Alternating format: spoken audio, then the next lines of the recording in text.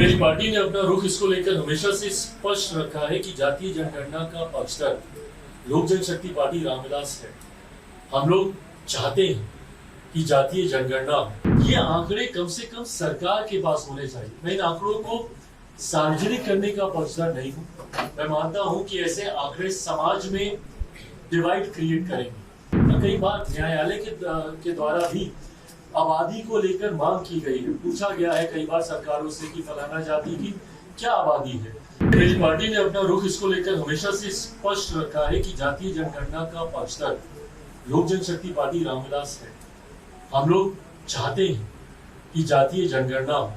इसका कारण है कई बार राज्य सरकार और केंद्र सरकार कई ऐसी योजनाएं बनाती हैं जो उस जाति को मद्देनजर रखते हैं, उसको मुख्य धारा के साथ जोड़ने की सोच के साथ वो योजनाएं तैयार की जाती हैं। ऐसे में उस जाति की आबादी कितनी है ये जानकारी सरकार के पास कम से कम होनी चाहिए, ताकि उसके अनुपात में राशि आवंटित की जा सके उस योजना को लेकर या उस जाति को मुख्य धारा के साथ जोड़ने को लेकर।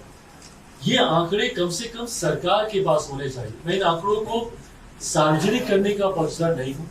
मैं मानता हूँ कि ऐसे आंकड़े समाज में डिवाइड क्रिएट करेंगे। ऐसे में मैं चाहता जरूर हूँ, कई बार न्यायालय के द्वारा भी आबादी को लेकर मांग की गई है। पूछा गया है कई बार सरकारों से कि फलाना जाति की क्या आबादी है। तो ऐसे में ये आंकड़े मैं मानता हूँ कि कम से कम सरकारों के पास होने चाहिए। आप युवा नेता हैं, तो क्या झारखंड में अब अलग से चुनाव लड़े या गठबंधन के साथ लड़े? युवाओं को कितना टिकट देंगे? मैं डेफिनेटली मेरी प्रायोरिटी रहेगी। मैं एक अपना एमवाइज समीकरण है मेरा, जहाँ पे महिला है और युवा है। मैं जातीयता और सांप्रदायिकता से हटकर युवाओं की जमात और महिलाओं की जमात की मैं सोच रखता हूँ और मैं चाहता हूँ।